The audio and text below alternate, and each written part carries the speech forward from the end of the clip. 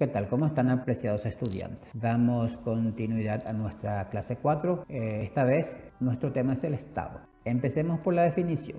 Nos dice que es una organización política con poder soberano para gobernar y desempeñar funciones políticas, sociales y económicas dentro de una zona geográfica determinada. Acá se enfatiza el poder soberano. ¿Y en qué consiste eso? En la capacidad de decidir y que ninguna otra institución o que ninguna otra instancia pueda interponerse para dar su veredicto final.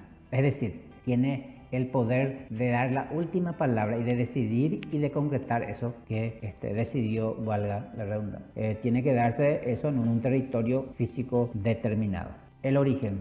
Al Estado que conocemos hoy no siempre fue así. Siempre estuvo evolucionando constantemente y su existencia data más o menos de 5.000 años. Pero el Estado-nación que conocemos hoy se inició en Europa entre los siglos XII y XIV durante el feudalismo, donde el señor feudal tenía poder sobre el vasallo y este vasallo, por supuesto subordinado al señor feudal, le debía lealtad. Referente al origen existen dos teorías al respecto, la naturalista y la contractualista. La naturalista afirma que el Estado se dio en forma natural y que es anterior al individuo, por lo que el individuo está al servicio del Estado. Sin embargo, la teoría contractualista sostiene que el individuo es anterior al Estado y este último, es decir, el Estado, es producto, fruto, consecuencia de un contrato o acuerdo, por lo que el Estado está al servicio del individuo.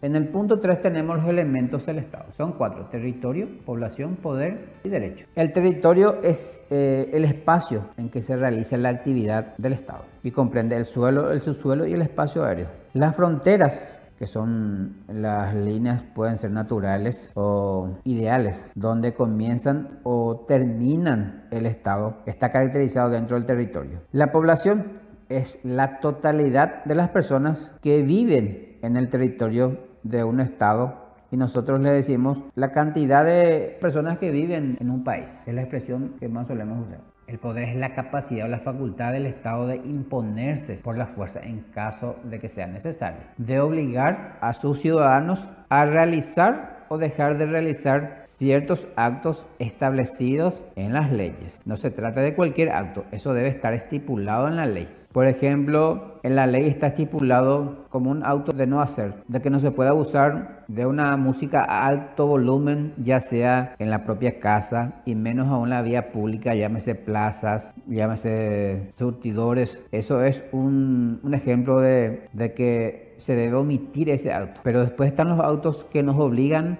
a hacer, como el pagar los tributos, es decir, los impuestos. El poder se fundamenta en la necesidad de que la autoridad pueda asegurar el orden social. De lo contrario, viviríamos en un caos donde el más fuerte o quien tiene más influencia o más dinero pueda avasallar los derechos de otros. Por último, tenemos el último elemento, tenemos el derecho. Nos dice que es un sistema de reglas sociales que ordenan la conducta humana. Como estábamos expresando, el derecho es un elemento esencial en un Estado democrático, puesto que es más que necesario para la armónica convivencia de sus ciudadanos. De lo contrario, imperaría, dijimos, la ley del más fuerte, y el más débil siempre tendría la de perder. En el punto 4 tenemos las diferencias entre Estado, gobierno y nación. El Estado comprende la organización de un territorio donde el gobierno ejecuta sus actos. La nación, en cambio, se refiere a una comunidad o conglomerado de personas que comparten una lengua, una cultura común, generalmente una religión mayoritaria, en nuestro caso la católica, una historia que nos identifica como ciudadanos de un país y un territorio, por sobre todo, un espacio físico donde todos habitamos.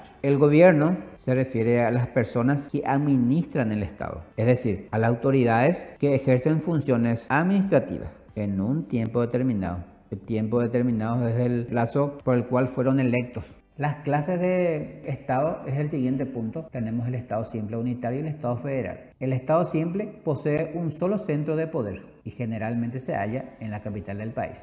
En el Estado federal Para sus actividades goza de descentralización política y administrativa. En el unitario, las personas obedecen a una sola constitución y la organización política abarca todo el territorio nacional. El Estado federal posee un gobierno central y gobiernos regionales, que ciertamente actúan de forma coordinada, pero varían en algunas decisiones políticas, administrativas, sanitarias inclusive, y puede poseer más de una norma. Tenemos el caso de acá cercano, Brasil, Argentina y un poco más, los Estados Unidos. En el caso de los Estados Unidos, en algunos estados está prevista la pena de muerte y en algunos estados no. ¿Por qué? Porque en esos países los gobernadores son como mini presidentes, tienen bastante autonomía en las decisiones dentro de los estados en el cual fueron electos. En nuestro país, en cambio, las decisiones tomadas a nivel central ya son inapelables. Ningún gobernador y menos un intendente puede desobedecer las decisiones siempre y cuando esas decisiones del poder central fueron conforme a la Constitución y las leyes. Veamos la finalidad del Estado según nuestra Constitución Nacional. Nos dice que el fin primordial del Estado es la realización del bien común. ¿Pero qué es bien común? El bien común es cuando prevalece el interés general sobre el interés particular. Es decir, cuando el gobierno ve o debería ver las necesidades de la población y no las necesidades de un sector, o grupo o una persona con influencias políticas. Y por último, tenemos las características del Estado democrático. ¿Cómo se caracteriza un Estado democrático? Se caracteriza por la separación de poderes, el poder legislativo, ejecutivo y judicial. Cuando rige el Estado de Derecho, dijimos, cuando impera la ley de la justicia, cuando se respeta la ley y en el caso de que no se respete, viene la justicia e impone y le da a cada uno lo que le corresponde en derecho. Cuando el más influyente no se impone sobre el más débil. Y el derecho al sufragio, que puede ser activo y pasivo. El activo es cuando como ciudadanos hacemos uso de nuestro derecho a elegir. Y el pasivo consiste que haciendo uso de mis derechos me candidato o me postulo a un cargo y me votan para que yo pueda tener la posibilidad de intentar ocupar ciertos espacios políticos. Fue un gusto compartir con ustedes estos temas y estamos abiertos para las interrogaciones pertinentes por los medios previstos. Hasta pronto.